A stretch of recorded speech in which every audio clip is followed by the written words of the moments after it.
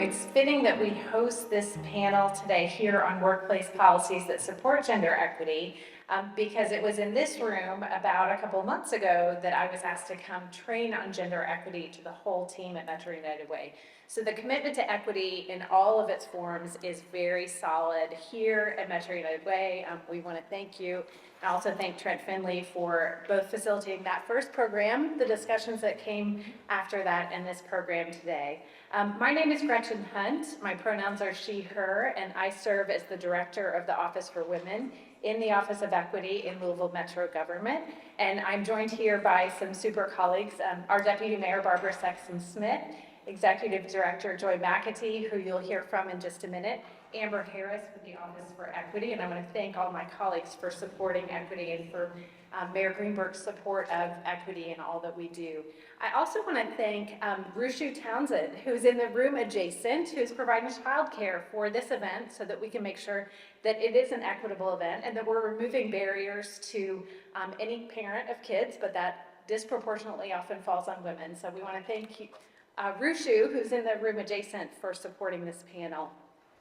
So at the Office for Women, we were created in 1991, and we continue to grow. And we grow because we're partnering with all of you. We're partnering with our Office for Women ambassadors. We're partnering with other community organizations like Metro United Way. We're partnering across government. And we are envisioning a Louisville in which women and gender diverse individuals can thrive, and gender equity is the norm. Let me say that again. Gender equity is the norm. What that means is that the Office for Women isn't just for women. It's for men. It's for dads who've taken paid leave. It's for men who, this example was raised in a training here at Metro United Way, might appreciate that their wife is making equal pay for equal work because it goes into the family budget. So really, when we're talking about gender equity, we're talking about a better city for all. Gender equity helps everyone, and it's everyone's business. So we're excited that you're tuning in here today. So you may have heard our mayor talk a few times about building Louisville up to be a safer, stronger, healthier community.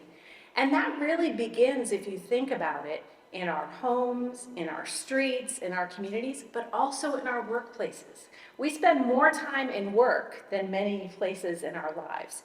And so to really build that city that is safer, stronger, and healthier, we need safer, stronger, healthier, and more equitable workplaces, right? So this panel today, which is on workplace policies that support gender equity, is the fourth in a four-part series. So I'm going to just set the stage for where we've been and where we're going.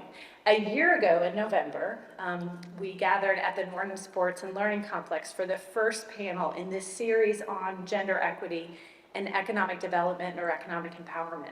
That first series looked at data of the city, focused on race and gender in terms of housing and homeownership and income. And we were really confronted with some sober statistics of the gap in Louisville of where we need to be so that we can be a thriving community.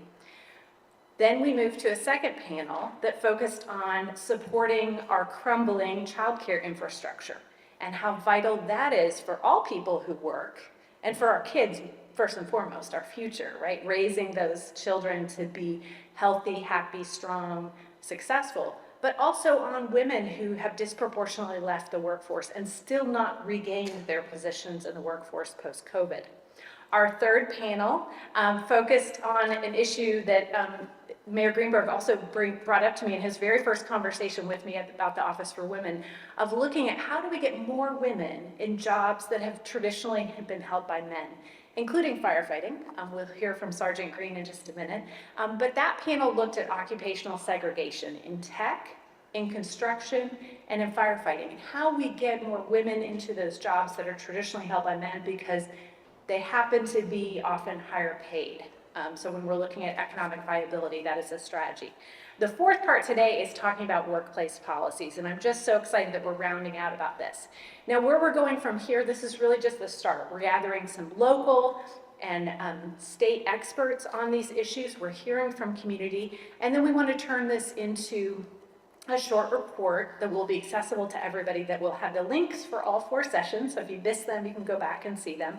And then what have we learned from these sessions? What are some takeaways that we can look at as a city, whether you're in a corporation, in a nonprofit, in government, in community? How can we be working on these economic drivers of success for women? And I lastly want to thank, they may be tuning in virtually because they couldn't be here in person, the Women's Bureau of the U.S. Department of Labor, who has been a supporter of this series and a thought partner in this. They were unable to be here today because of a conflict, but they're here with us in spirit.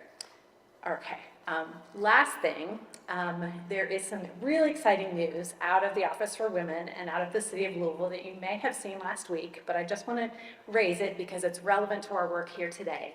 And that is that last week we announced that Louisville is the second U.S. city to be chosen and invited into the City Hub and Network for Gender Equity.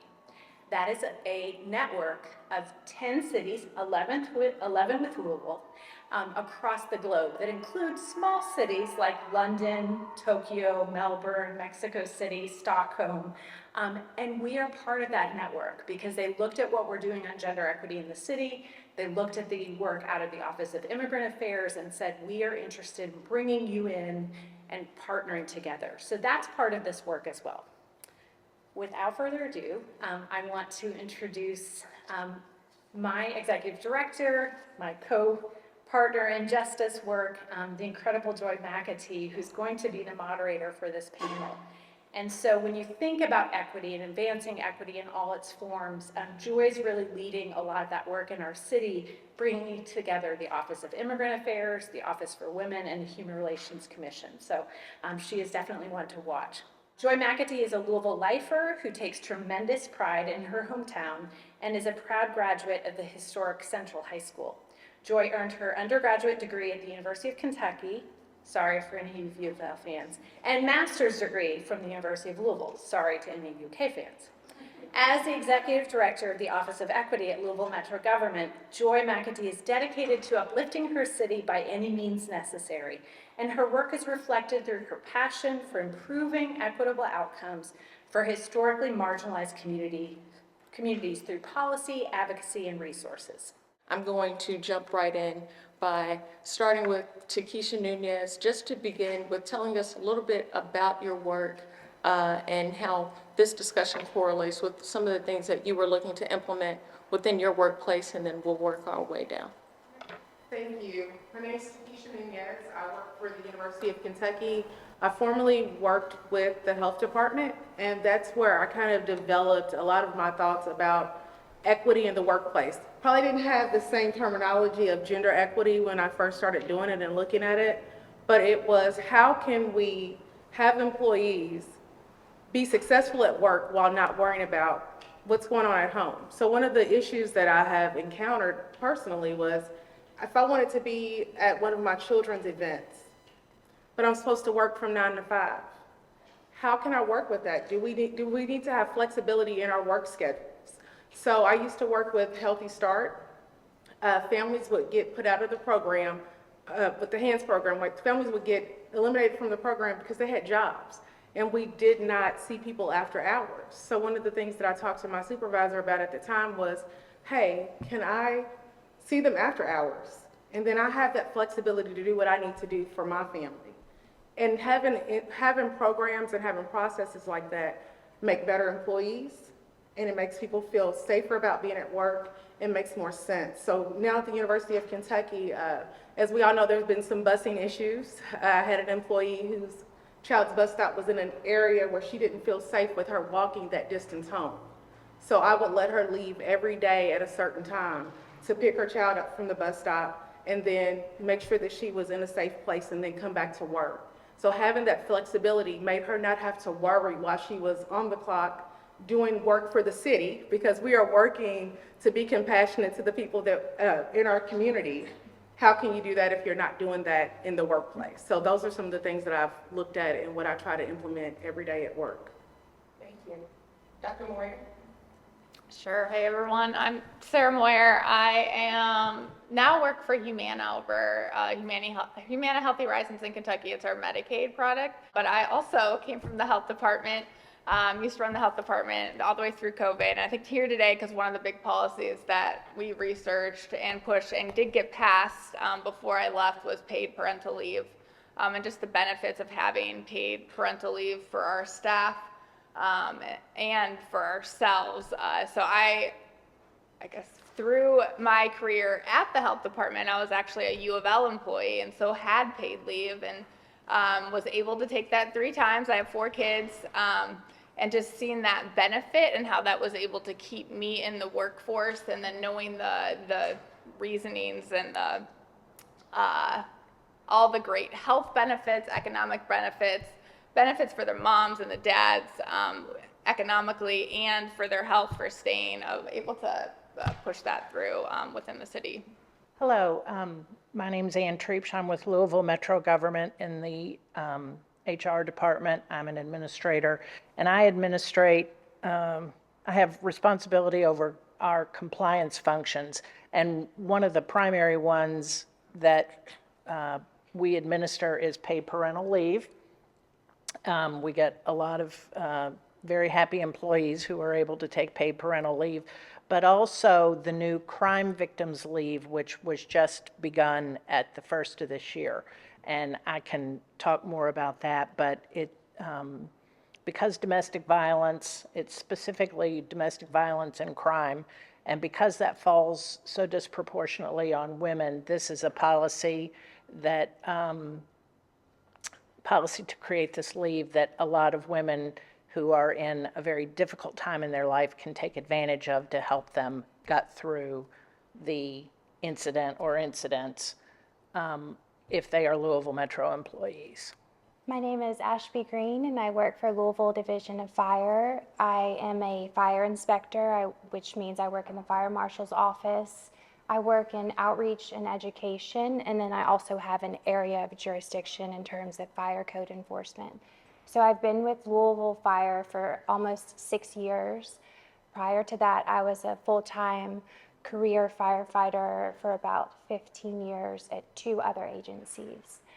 So I'm here today mostly just to contribute the value of these policies through my life experience, through my professional experience.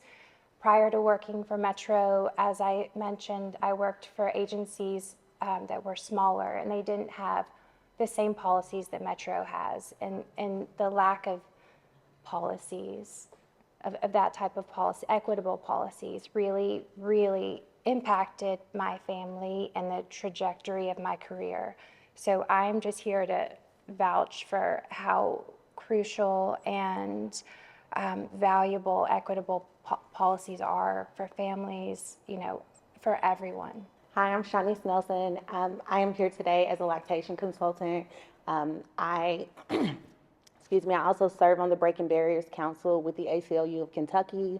And a lot of my work is centered around advocacy for breastfeeding rights, opportunities for individuals to have access to clean, hygienic spaces in their workplaces to be able to breastfeed or to continue their breastfeeding journey for as long as they see fit to do that. My background is in maternal and child health. I've spent the last 3 years studying in a program out of Cincinnati, Ohio, and I've had the opportunity to now sit for my board exam to become an international board certified lactation consultant. So I am here to just advocate on behalf of moms and women who just shouldn't have to choose between working to provide for their families and breastfeeding to sustain the bond and nourishment of their child. Hello, I'm Trent Finley, and Director of Diversity, Equity, and Inclusion here at Metro United Way. So we're very happy to be able to host an event like this, so welcome again to everyone. I am, like I said, Director of DE&I, and my role is dedicated to fostering a diverse and inclusive environment. We want to be a beacon of equity in the community, but then also we want to inform and educate, our external stakeholders and partners as well. We're all about thriving kids, strong households, and an equitable community. And we know how important the conversation around gender equity is. Like Gretchen mentioned, she came and educated our staff, and that was wonderful. It's just a great time for that. And so happy to have you all, and I'm also happy to learn from these distinguished panelists here today. Trent, as the Director of Diversity, Equity, and Inclusion here at Metro United Way, and again, thank you so much for hosting us today. What would you say, or why is it important to have workplace policies that support racial and gender equity? Yeah, so workplace policies that support gender and racial equity are not just about a commitment to fairness and justice, but it's a strategic imperative. We understand that, and we want to infuse equity throughout. In our organization, when it comes to gender equity, which is the fairness and justice in the distribution of benefits and opportunities to men and to women and to gender diverse individuals, there are many, many reasons, which I'm sure we'll hear today, why that's important. For one, here in Louisville, we are, I believe, 52% women. And if women don't have the opportunity to reach their full potential, it harms society. So that's one of the, I think, foundational reasons. But there are others. It drives innovation and sustainable change as well, and again, makes organizations diverse. Dr. Moyer, you started to talk about it in your introduction around parental leave, but could you go a little bit more in depth in terms of why it makes sense economically, in terms of retention for your staff at Humana, as well as its benefits for men? Yeah, so paid parental leave, along with all the health benefits like increased vaccination rates, improved breastfeeding rates, economically, it also has a lot of benefits. And one of them really is like staff turnover with women, like knowing that they are getting paid where they're gone, that takes the stress off, they're more likely to come back to work, and that really increases kind of the longer the paid leave is. It's really even more important than just having that break, like that payment while they're out really reduces stress and helps women come back to the workforce, which we know then benefits families, the community of companies because they don't have staff turnover, families because they have those two sets of income or a good source of income if you're a single income household. Being able to keep that and keep the career projection going as well. I mean, that's one of the things that you see. I think the research I've shown is that women tend to be equal to men until they have that family tax that comes on. And so you really start to see that change in income when families start to have families. Women back away from the involvement in work, and you start to see the discrepancy in pay. And so paid parental leave is one way to kind of stop that from happening, and we see it. Also, like some of the other economic benefits, like dads get more involved if they're allowed to take leave as well. They have more of that equal share in the child rearing. They get used to a kid when they're just a baby, and so they feel more comfortable changing diapers and being that primary caregiver as well. And that really helps women stay in the workforce longer as well too. So love that piece of it, that it's not just for it's paid parental leave because both parents need that time away to have that bonding with their kids for everyone's health to continue forward. Takesha, could you tell us some more about flexible scheduling and other instances where you've seen improved engagement with folks that you work with, how that may have improved morale, and how that has helped women to excel in the workforce? Yes, so as I was saying, when you are concerned with not being able to be a part of things in your child's life, so like Dr. Moyer was saying, being able to be there for those first few months at home, but when they do go to daycare and they do have things going on at school, when you're able to say, okay, I can take a break right here and go see my child's play at school, and then I can work a little bit later in the afternoon. Parents are happier because they feel more connected. I know that years ago when I was a kid, my mom couldn't go to school to see me in events that I had that were during the school day. And so being able to do that as a parent was very important to me because that also helps to build that relationship with children and their parents, that my mom can be here to support me or my dad can be here to support me, as well as, like I said, with my employee who had to leave and go pick her child up and come back. Her being at work worried about her child was not going to be beneficial to the work that we do. So a part of the work that I do is in the community with harm reduction. So I'm asking people to go out and give of themselves to people who need those services. But then to neglect the services that they may need is an injustice, really, in a lot of ways, that sometimes we are asked to do when we're in the workforce. So her not being able to do that could have caused her to leave. And then I would have had to go through hours of retraining someone to do a job that she did quite well and very proficiently. So instead of doing that, I'm like, okay, here, don't worry about it. Don't worry about having to leave. Don't worry about your job. It's not going to be in jeopardy. Because I think a lot of times we get concerned. If I tell my supervisor I need these special accommodations, are they going to keep me around? And so that made her feel more comfortable in her job. She excels, like I said, and I think that that makes a difference. And then it also builds into that buy-in that my employer actually cares about me. And that makes me want to stay, because a lot of times it's really easy for people to switch jobs nowadays. It's like, okay, this isn't working for me, I'm gone. But hey, they care about me, they're invested in me. I'm willing to put in this effort for the job as well. So all this is pretty connected to my next question in terms of breastfeeding and having a healthy early start for our babies. And so, Shanice, could you tell me a little bit more about the sustainability of breastfeeding and how these policies are really conducive for making sure that our babies get off to a great start, and then also a little bit about the work that you can do to support employers or the community interested in learning more about this? Definitely. Thank you for that question.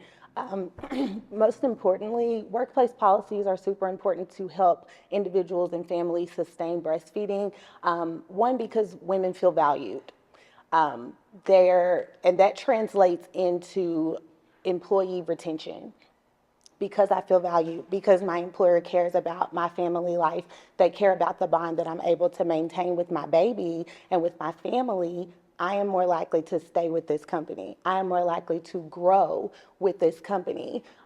In terms of in our community, a lot of things that or a solution that I believe would help is if we are going into workplaces, I'd be honored to go into workplaces and train staff. A lot of times it's not because companies don't care, it's because they're not educated.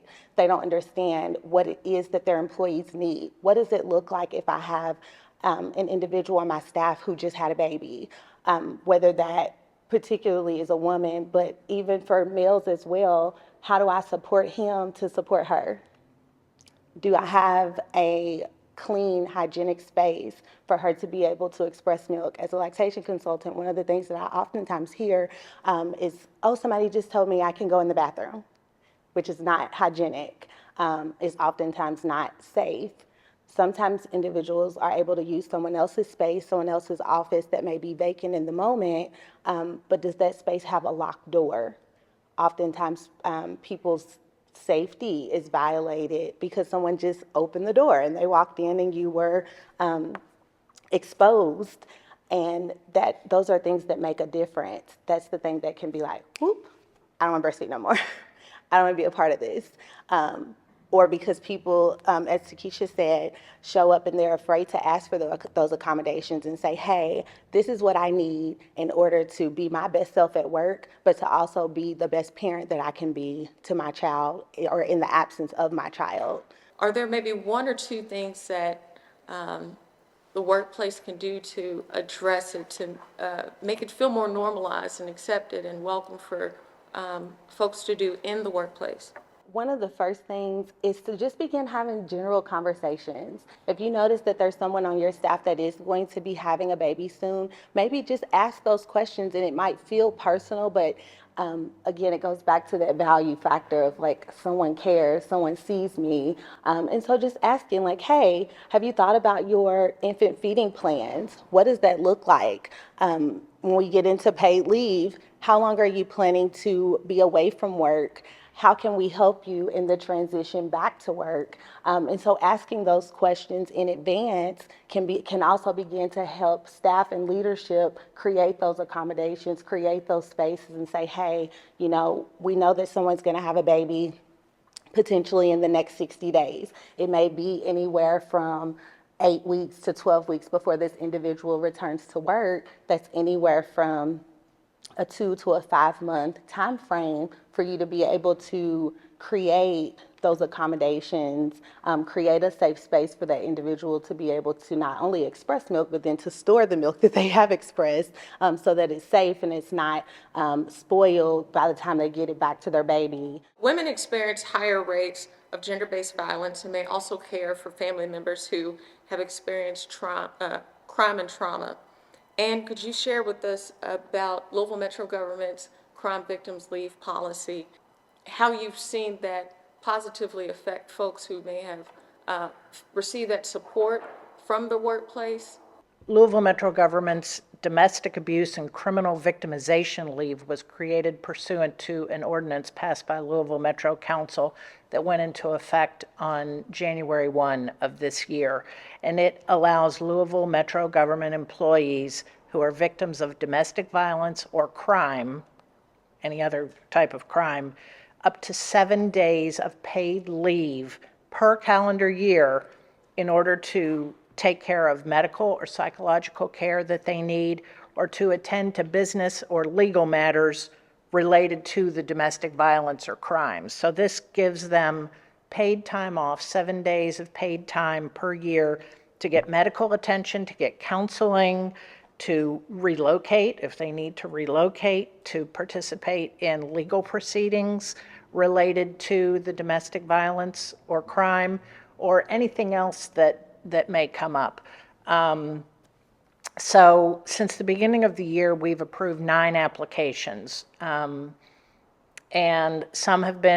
most have been for domestic violence, some have been for other crimes like stalking, where, in the case in the stalking case, the person was just really rattled and just needed to take a couple days off work to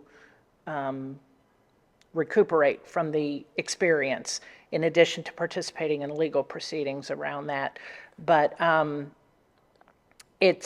we've received a lot of thanks from people who have had paid time off to take care of these difficult situations that arise in their life. And people are also grateful. As you know, domestic violence is something that many people struggle for years to get out from under. And because this leave is available per calendar year, someone has the leave available to them on an ongoing basis should that be the case. And that's been one person in particular has been grateful to know that. So it makes a big difference in helping people cope with a very difficult situation in their life. It seems like so far what we've discussed is that these policies aren't so radical as much as they are about just valuing basic human dignity and supporting folks in their ability to thrive. And so I'm glad that Louisville Metro government is leading the way with that ordinance and with that policy. And while it's an unfortunate circumstance that folks would have to go through, I am glad that Metro has that in place to show how much we value our employees. So I'm going to open this question up to anyone. Policies that address menstrual equity for women and people who menstruate, go through perimenopause, and menopause are just starting to be discussed. Spain just passed a menstrual workplace leave. Why might this leave be important? So just recently, I had a conversation yesterday with my sorority sister, and she was talking about, as she is, her periods have gotten significantly more painful as the years have gone on.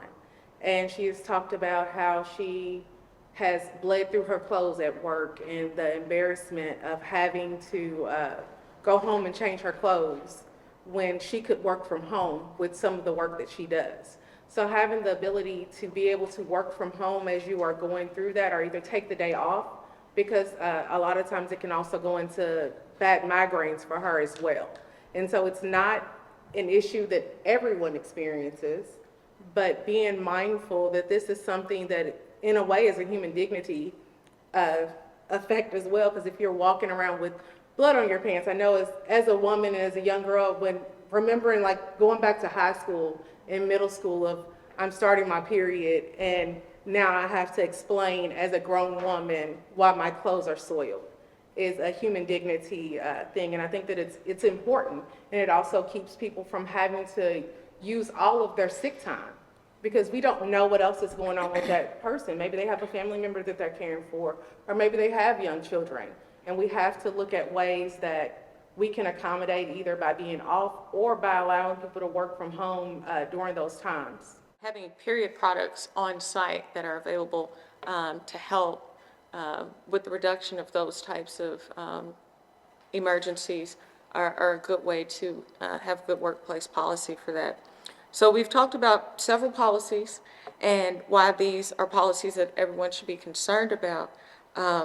But can you tell me more about how they really help the larger community in terms of what we can do around crime victim support, what we can do around breastfeeding, what we can do around paid parental leave? Why should the community care about these things? Regarding crime victims' leave, I think that the community has a strong interest in ensuring that domestic violence and crime is cut back to zero, if ideally. And for someone to be able to take crime victims' leave to participate in legal proceedings related to the underlying incident helps bring about consequences for those who would think about perpetrating such actions. So, but if someone says, well, I'm the victim of a crime, but I can't take time off work to come in and testify or to participate in any of the other proceedings, then that does not promote society's interest in reducing the occurrence of domestic violence and crime. I just want each of our panel members to think about some of the policies that your workplace has in place, and it sounds like all of you all have a lot of support happening internally to improve employee morale. Are there any things that we haven't discussed that you wish that your employer was a little bit more proactive on or should be thinking differently about in terms of how they can support gender equity in the workplace? I think that I won't necessarily speak to something that I want us to do better, because I believe that we are getting it right when it comes to paid parental leave. So I'll start with that because I've used it myself, and it's something that regardless of gender, it fosters wanting to, or it fosters driving the need to increase the organization's productivity. We talk about flexible scheduling, and we talk about spaces for breastfeeding, all those things that connect together. So though we've got different dimensions of diversity when it comes to these outcomes that we're looking for, they overlap as well. And so policies that are in place that foster that environment are very important. We haven't talked about policies around dress code or hair, and making sure that there's no discrimination when it comes to natural hairstyles, I think is really important. I know we hear that in school a lot, but I think in work environments, it's important that people feel like they can come and be their authentic self. So if anyone else can speak to dress codes and hair, I think those are important policies to think about. And all of this is something that drives an organization's ability to be more profitable, more impactful, because the people are the organization. I would just like to add that when we talk about dress code and we talk about hair codes rather, I think there's something special about allowing individuals an opportunity to show up, because that is inclusivity. That is what diversity looks like, and ultimately that is what we would define as equity. I think anytime an individual feels as though they need to put on a mask or they have to show up a certain way, I think I would challenge us all in all work environments to think about what is professionalism. I think for so long, even I can remember in grade school, and one of the very first classes I took during my undergraduate degree was a professional ethics class. And so it was like, how do you dress? What is your hair supposed to look like? And so I think that we should be challenging ourselves to say, what is professionalism and who defines that definition? Who comes up with what the baseline is for that? And be able to create some models around that so that we do have more diversity, more equity, and more inclusion.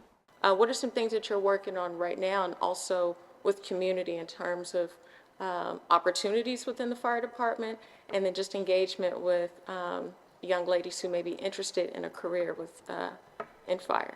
So just to circle back, I feel that we've come leaps and bounds very recently with policy that has brought us to a more current and equitable state with the Crown Act and the parental leave policy. But prior to that, there were a lot of, pieces and ripple effects that were affected by the lack of those things. So I'm so grateful that they are now in place, and we're moving forward still.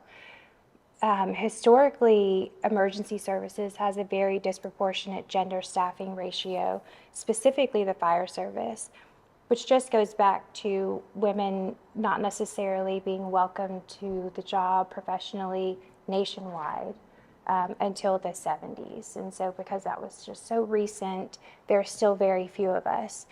We were speaking earlier, and I think that, and I hope I'm not too far off, but the last time that I was checking on data, we were at about a 3% female sworn staff percentage, of 3%. And then with administration, it was about 7% of women. And that is actually in keeping with national averages, and it's the most women that I've ever worked with by far at Louisville Fire Department. So the agency I was with before, I was the only woman full-time career firefighter. There were volunteers. And the agency before that, I was one of two. Neither of those agencies had maternity leave policies. So that has always been so important to me. And like I mentioned before, kind of helped me, that was a decision-making factor. And when I speak to women who are entering the fire service, I always recommend to them to familiarize yourself with policy. I know it's the last thing that you want to think about or that you're thinking about, but it is so important that you are going somewhere where you're going to be supported because historically women just, were essentially vacant and still are from the fire service in parts of the country. So it's so important to go to an agency that has supportive policies. So not only that, but just encouraging, just getting out there and just interacting with the public. And what you were saying earlier about the value in just having a conversation with people, there's so much truth to that. And that within itself promotes equity and diversity, because we want to have equitable approaches to our community. But if we can't have conversations at work instead of avoiding the topics, then we're not even, bringing it into play where we're working on a day-to-day basis. So just being able to ask respectful questions and, just because you want to become informed is so valuable. And I'm a big fan of that. I love communicating and just asking questions and being curious. So going out into the public and talking to everyone about the job and that there are so many jobs at the fire department. It's not just fighting fire. So communicating what the opportunities are and that they are available to anyone is so valuable. And so that's something that I'm always doing. And then 2 years ago, we started a girls program, and it is focused on middle school aged girls, and it's free.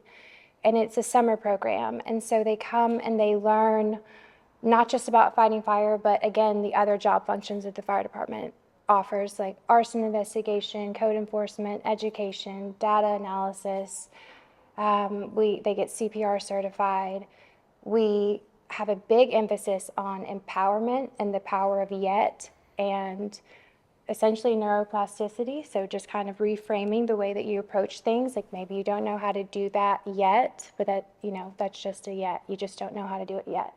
So we have a program that we have done successfully for 2 years, and this summer will be the third year.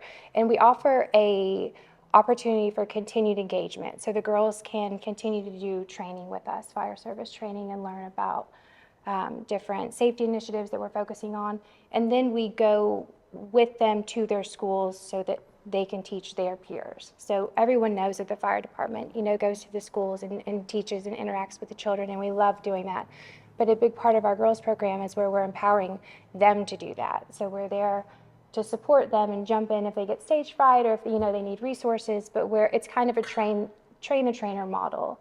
So because the idea is that we would love more women to join the fire service, of course, but also I want them to have a well-rounded understanding of what that means, because it doesn't mean what you see on television and in the movies. And everyone's skill set has enormous value, and there's a place for it. It doesn't have to just look like this, what you're seeing on television. So I have been basically hyper-focused on my girls program because it's just so wonderful seeing them grow, and then also encouraging them to continue to challenge themselves and kind of usher them along. So When you and I first met, I'd shared that my mom wanted to be a firefighter, and at the time they didn't have these really entry points into participation for this particular industry. And certainly after having kids, just did not seem like a possibility at all. But, through the work that you're doing, I'm glad that my daughter Elizabeth, who's 3, if she wants to become a firefighter or go into fire service, that opportunity is much more widely available. So thank you for that. And again, I'm a big supporter of what Metro government has done with their crime victim leave policy. And if there are any employers or folks that are viewing by live stream that would like to review our policy to look at how they could possibly implement into their workplace, where could they go? People are more than welcome to contact me, and I can give them the information that they need about at least what our policy looks like and how it works. As I said, it's pursuant to Louisville Ordinance 053-2022, so if they just want to go online and look up the provisions of that ordinance, they'd be welcome to do that too, and then look at developing, starting with that as a basis and developing it out to fit the needs of their workplace. I'm a firm believer that every system is perfectly designed for the results it gets. And so if your workplace is all male or all female, or you're having women drop out of the workforce, there is a reason why. Like, your workplace, your system is designed for that to happen. And so dig into the data, dig into the why. I think one of the best reasons of being in Kentucky is that there are other places doing things differently and better. You can look to private companies. We've got now a great sister organization to look to other cities across the world on ways to do things better. And so look, if something's bothering you, there's something different we could be doing, and dive in and advocate for it, because it can happen. I think on that note, I'm a mom of 3 boys and 1 girl, and really finding that we're doing so many great things to get women into fields that used to be all male before, and I think we're so much better off for that. Love that we've got more women on the fire force now, but what can we do to get more men into fields that were historically all female as well? We've got a huge mental health crisis in our country, and almost all counselors are white females. So what can we do to start changing that, to make those fields more attractive, to get more people into there that can better serve our communities, so we can all be healthy and live long, healthy lives? So I think one of the main points that I would like to just drive home is that it's important to make your employees feel valued. So as moms, as dads, feeling valued, feeling like that you don't have to make an excuse to take time to do the things for your family. That is extremely important right now with all the things we're seeing going on in JCPS. So the conversation is, well, if the parents were more involved, but do they feel like that they can be? Can I still keep my job and go up to the school? Can I answer the phone at my job when the school is calling, or when someone is, when things are going on? Do I feel comfortable talking to my employer about my mental health issues or my children's mental health issues? And how do we normalize having conversations and not feeling penalized by needing accommodations that aren't special accommodations, they're human accommodations that anyone in this room could possibly need. And so I think that is the big part of looking at, does work have to be from 9 to 5? Depending on what job you have, how can we do that? How can we utilize split scheduling in places where schedules are more set, so it's a clinical setting or in places like that. So maybe we need a split schedule. Maybe you need to work from 9 to 2 and then be off for a couple hours to get things together, and then you can work for a couple hours later, and that will work better for you. But having those conversations and being open to innovative ideas and not the same things that we have been doing, because a lot of times they don't work when we're trying to accommodate a vast majority of the population. I love that you stated, like, just having those conversations and thinking of innovative ways to be accommodating to our employees within the workplace. I think sometimes when individuals may not have an infant, or they are distanced from having an infant because they now have an older child that's in adolescence or teenage years, or no children at all for that matter, I think one of the questions that you asked is, why should this be important? Why is breastfeeding important to the community? Ultimately, breastfeeding is a public health strategy. It is the foundation of us having healthier communities. And when we have healthier communities, that drives economics. That's meaning that we're raising strong children, healthy children, who then turn into healthy adults. Those healthy adults then get to become a part of the contribution of the workplace in various organizations.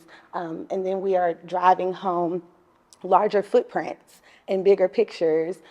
What initiatives are we getting across the line? Because we have the people and the bodies and the manpower to do it. And I just want to emphasize also that the Office for Women is a resource and connector for those folks in the community that have questions.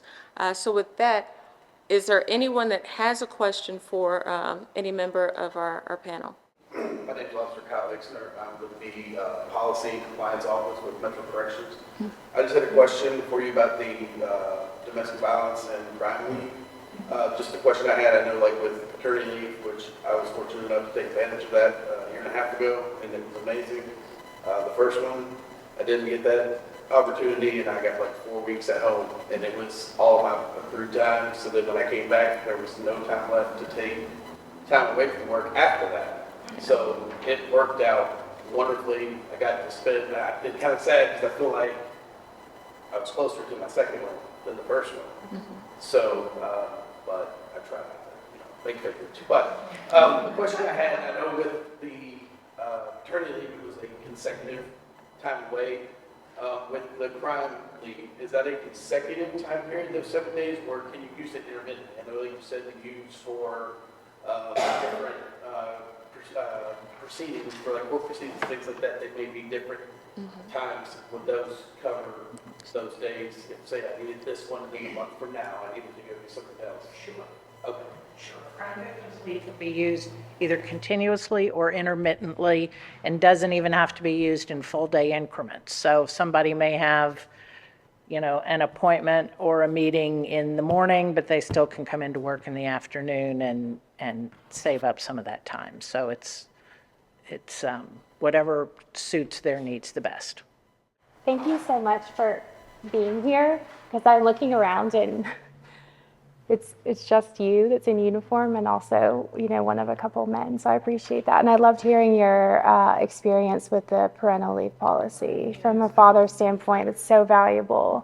Unfortunately, it used to get every chick. Good. I came from New York. New York has, as a state, has a program called, it's actually a law, parental family, family. It applies across the board. It's not just for parental leave. And it is all the areas that you're talking about, domestic violence, care, all the stuff covered under FMLA. And that is something that I felt really helped working out, touching equity and really working out, not just the parents. And the personal situation I had is during COVID, my father-in-law got sick, and my wife was executive director of the temple, and she really couldn't go and help take care of it. But the law is so broad that it allowed me to take time off to care for my father, which helped her. And so those things, I don't know if there's anything like that in Louisville, Kentucky has been considered. I know it's not on the books, but laws like that and things that broaden out your I think would be really helpful. So the question is, has there been anything explored within the city of Louisville? Because I think what I've seen so far is great things, and it could be a place where something like that can start. And just one more thing to mention, that is completely funded by an employee, a very small employee contribution that is your paycheck. When we started looking at paid parental leave, that was the only thing back in like the early 2010s, but it was the norm like closer to 2020 when we finally got paid parental leave passed. And we talked about it. I think that is the way to go, but it didn't happen. And I think ideally it should be a city benefit and not each employee individually. I think that is a takeaway. I don't know if it was possible. I don't remember why, if there might be some crazy Kentucky law while Louisville can't do that outside of the state. I'm sure that's probably a reason. I'm getting a yes. So we need more local control in Kentucky, but that's huge. I mean, that's why I said look to other cities. I know New York also has free pre-K as well too, and that's a huge burden, and that keeps a lot of women and families out of the workplace as well too, not having quality childcare they can trust. A lot of families drop out of the workplace, and as we know, women are in the sandwich generation. It's not just kids, it's also aging parents that they need time to get away from, and so yeah, family leave is the next thing in the future. Paid family leave. Yeah. It's the next round. Hi, my name is Brandy Coleman. I work for the Office for Safe and Healthy Neighborhoods. And you all made a great point about flexible schedules or split schedules. That was a great point. But what I feel like one of the barriers is there's a trust factor that has come about in our office.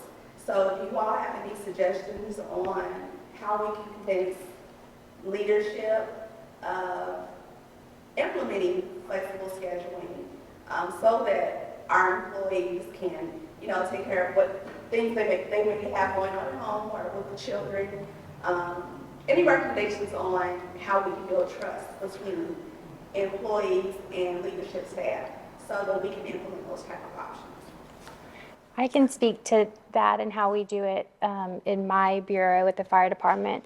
We just document it. It's expected of us to work 40 hours a week. So I'm on paper scheduled to work 4 10s.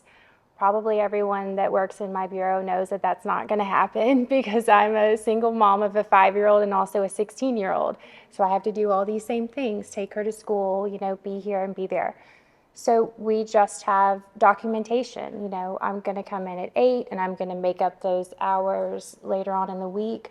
We just make sure that I'm there for, the total time, and we document when I'm going to contribute those hours.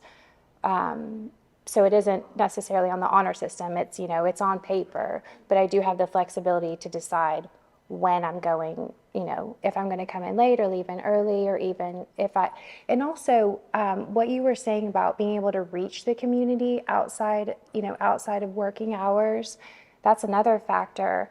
I'll flex my schedule so that I can work a program for the Latin community because, they're doing something at 5 o'clock on Saturday, and I only work Tuesday through Friday, but that's important to me. So my chain of command will let me, work that event and then leave 3 hours early one day. So flexing for myself, but also to be available for the community is valuable too. But we just document it. Well, I use the calendar. So Outlook calendar.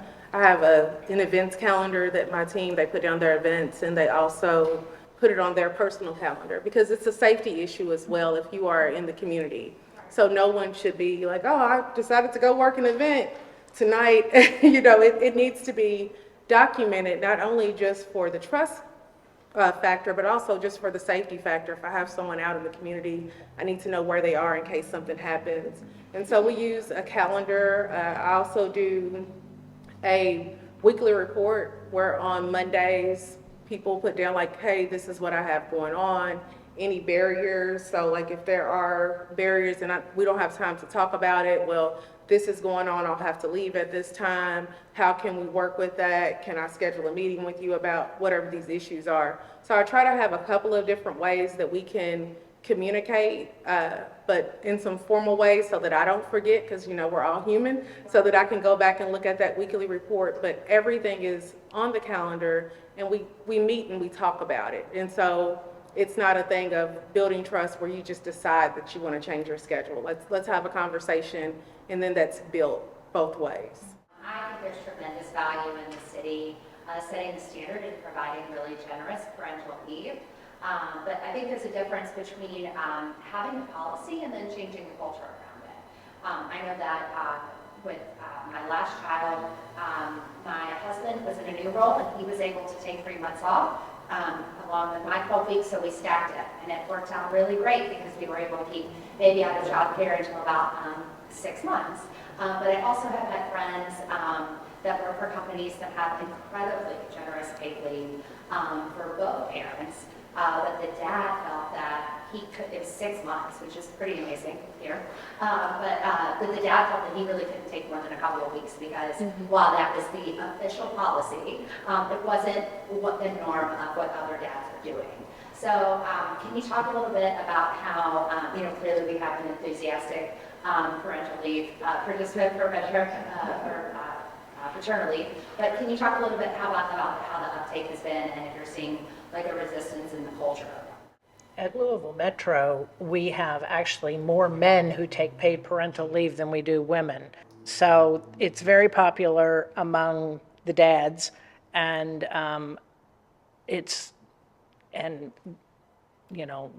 everyone who takes it is very enthusiastic about it and grateful for it. So within the culture at LMG, it has really had good uptake among both men and women. Our guys love it, and it's so important to our family systems. I mean, I'm telling you, and you just spoke to how it positively impacted yours, so everyone else. It's really important to us because our firefighters work 24 hours. So if the guys were not able to be home, longer than whatever it was previously, then those are long days and long nights to be on your own with a brand new baby, and oftentimes, they have more than one child, so the mother would otherwise be home with a brand new baby 24 hours a day, right away by herself, possibly with other children. So our guys fully embraced it, and I remember when it was implemented, they just disappeared because it was like retroactive for 6 months, and then all of a sudden none of the guys were at work because anyone who'd had a baby within 6 months was gone, and they really love it. So I think you just have to say, this is what is most important to me and my family, and I'm going to take off and just be that person that does it and set the standard. But yeah, our guys love it. They definitely make use of it, and they do it strategically. Like maybe they won't take leave right when their baby's born. They'll wait, a month or something or whatever, but they come up with a system that works best for their household, and I am such a big fan of it. I scream it from the mountaintops that we have that policy, because I was looking at data before I came, and the most recent study said that women, 30% of female firefighters reported that they didn't have a maternity leave policy. So there are a lot of emergency services agencies that don't even have maternity leave. So to have parental leave and for that duration of time is just really invaluable, I feel. And I love the language that you use, that like policies mean nothing if we don't change the culture around those policies. One of the areas that I see that in often is, as a lactation consultant, I also facilitate new parent groups, and those new parent groups also include dads. And unfortunately, dads don't get to participate in those groups nearly as long because they are returning to work. But one of the things that I've seen more recently, and I would say in the last 2 years, is that the men who are able to take advantage of those policies and those leaves and times off, they are normalizing that for their fellow employees or their coworkers and things. And it's unfortunate that one person kind of has to be like the needle in the haystack and just kind of has to like dive out there and hold their breath and be like, man, I hope that like everybody doesn't hate me because I'm actually taking the leave that is being provided to me. And more often than not, it's quite the opposite. Families are happier. One of the things I noticed is that moms have a substantial decrease and mental health issues because they have someone there to share the load and to share those parental responsibilities and just to give them a chance to sleep. A lot of moms are all over the place because they're sleep deprived because you've got to be up around the clock when your baby needs to feed every 2 and 3 hours. And in a 24-hour period, that can be pretty exhausting. So those policies, while it seems few and far between, I do believe it is beginning to change the culture around our community. And the more men that we have taking advantage of those policies will ultimately begin to normalize that for families. You know, I really think a big part of it is normalizing taking off, period. Yeah. A lot of people feel like they can't take off work for normal things. Yeah. So if you don't feel like you can take off work for normal things, how are you going to feel like you can take off for parental leave? And so as employers, we have to encourage people to take vacation time. It's okay. The services are still going to be had if you're gone. And I think a lot of us carry that with us internally, especially if we are in a helping agency. It's like, well, I need to be there if they call. No, someone else will answer the phone. And if we set that standard for regular leave, for mental health leave, for just sick time, I don't get sick often, so if I'm taking a sick day, it's usually a mental health sick day. And so, and being able to be like, hey, I'm sick. Oh, you sick? Yeah, I'm sick of being here today. And so what that looks like for me is that I need to take a couple of days off for myself. And when we can normalize that, then those other policies will fall into place. Definitely. And I think those are all fabulous points, but I think a good stepping point is how the policy is written. So I think it sounds like maybe some frustration that you have to take all 12 weeks consecutive, but I think because that was the way it started, people are taking it and they're taking the whole time because if they don't use it, they lose it. Versus like right now I have unlimited leave, but the culture of that is like 2 weeks versus old job, it was 6 weeks of leave a year, and if you don't use it, you lose it. And so people took that amount of time. And so how do you, back to like every system's perfectly designed for the results to get, I'm sure they gave 6 months because they wanted you to take less, but like starting to change that culture, encourage them to change the policy so people are actually taking it is a good baby step to changing the culture to let people take leave because it's important. I love that you raised that. That was literally my exact experience with my first child, is that I was required to choose to take all of my time consecutively. I could not break it up and use it intermittently, and that was pretty inconvenient in the beginning because like most new parents, I shared the concern of not wanting to utilize childcare so soon, and so I was kind of like caught between a rock and a hard place because of the way that the policy was written. I want to make the point also that policies like paid parental leave, studies have shown that it increases, of course, mental and emotional well-being, but it also, as an organization, it helps you attract and retain talent. Definitely. So that can't be overstated. I think all of us would agree with that. So I'm a big fan of paid parental leave. I've used it twice here. So I'm someone that's completely ignorant when it comes to policy in general, like when it comes to like procedure, how easy it can be, how difficult it can be putting things in place or implementing new policies. So when it comes to being with an employer and wanting to pitch and advocate for a policy being implemented, in general, I know besides maybe like discriminatory or bias reasons that there's of course going to be pushback and resistance when it comes to just attaining policy in general. Most people go to work and just follow the policies that are already in place. A lot of people do not push back or try to implement things. So I just know in general there will be some type of pushback or maybe some people that are naysayers when it comes to implementing new policies. So I'm not sure how beyond the scope this would be for the panelists, but with, for example, implementing the, let's say there was like the menstrual leave implemented at the workplace. When it comes to implementing these things, what would be maybe some pushback or some resistance that an employer might have that they would be discouraged from implementing these types of policies? Because when I think, the first thing I think of is maybe like economically or money-wise. So for those that have implemented some new policies surrounding gender equity, have you all seen any type of like, I guess, extra, when it comes to like money, is there more money being taken away from the company because that's the main thing, I don't know if that makes sense, but that's the main thing that I think employers will be worried about is that we're allowing more employees to take off paid time. How is that negatively affecting the company? I would say, in my experience, and not with Louisville Metro, but I worked elsewhere, and that was the reason why there wasn't a light duty policy or an ability to take modified duty, because the budget did not provide for paying overtime to fill that person's spot. So it oftentimes, with smaller agencies, does come down to the fact that they're going to have to pay someone, time and a half, possibly, most likely, to fill whoever's spot isn't at work. So I don't know what that looks like in terms of finances for Metro, but obviously they make it work. But economics is definitely a big pushback.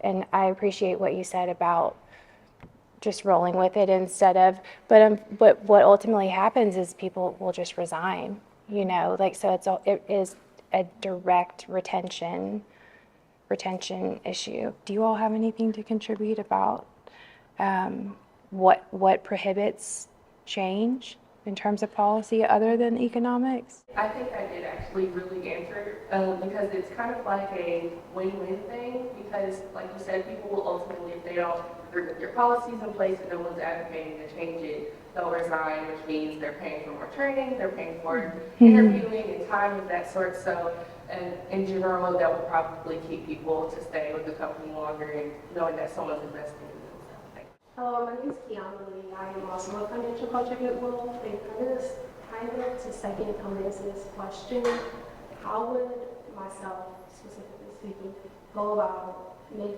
pitching, implementing some of these policies, or trying to communicate with someone else like, hey, my job is this, I do appreciate it.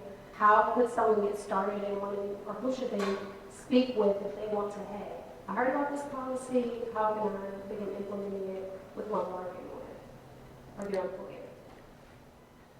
I'm a huge fan of always trying to pair a negative with two positives, if possible.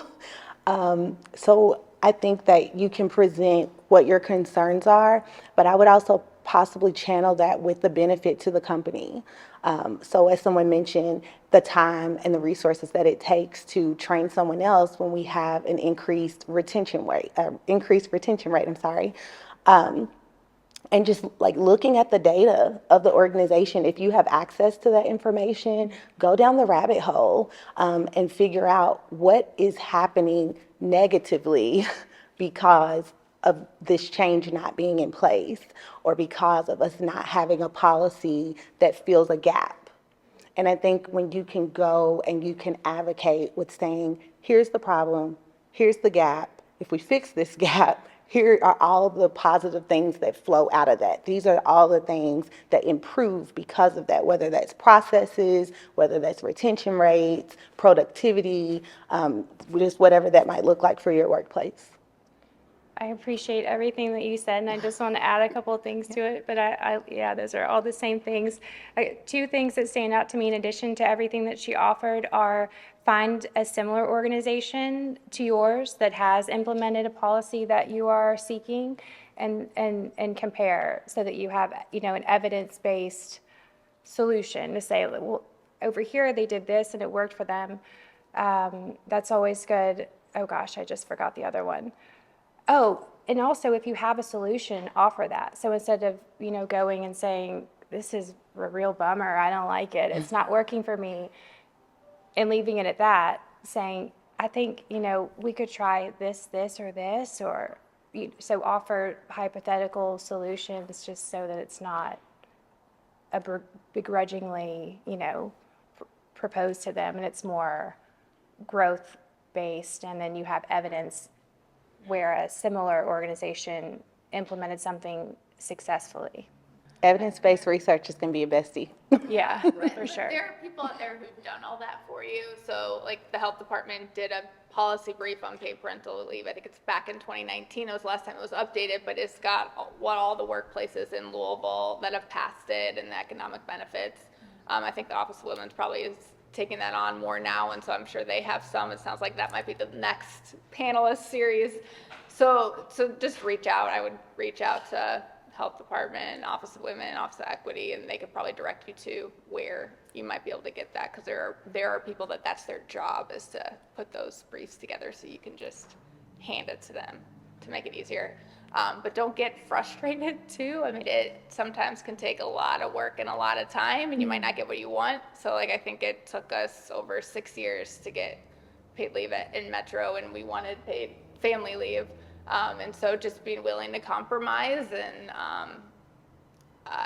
negotiate, and when one door closes, there's always a window somewhere that you can figure out how to get through, and going different ways if it's something you're really passionate about. Thank you all so much again for allotting some of your time to join this important discussion. I know I've learned a lot, and I'm glad that there are so many wonderful things going on across Metro and the state of Kentucky in terms of supporting gender equity in the workplace. This is a huge matter of importance, especially as we're looking at just a strain on the workforce. We want to make sure that we're keeping and retaining our best employees, and then making sure that folks have the opportunity to show up as their full selves. And so, again, give another round of applause to this panel. This is an invitation to continue to partner. So as Joyce said, reach out to the Office for Women. We're happy to partner with you to talk through that process, what it might look like, what are some lessons learned, what did work, what didn't. There are policy briefs in the back. There's one on menstrual equity and looking at what some other workplaces have done. So if you want to look at that, there is a policy sheet there. We are always interested in learning. I do want to suggest, though, a couple things. We have just started a program called Gender Equity Train the Trainer. We have a gender equity trainer on the panel here. So we are trying to spread out this work across the community. Stay tuned when we do offer that for the community, but there will be invitations to come in. And then I wanted to call out specifically for the male allies in the room, the men who have shared stories. I think part of the culture change is that different people are talking about these issues. And I want to thank the vulnerability of the folks who shared, those really personal stories about caring for someone and how it reshaped, as a son-in-law, as a father. Those are the kinds of stories that start to make people think about these things in new ways and share the weight collectively, so that it's not just a bunch of women advocating for new policies. And I'm hearing a lot. I think it was very interesting that the discussion ended in a way a lot on policy and a lot on talking about men. And so as I'm listening and thinking of the work of the Office for Women, I'm definitely listening to that. So stay tuned. We may have some more invitations for men to do work alongside this office. So I want to thank you all for tuning in. I want to thank again Metro United Way and Trent Finley for hosting us so wonderfully today. Thank you all so much for attending today.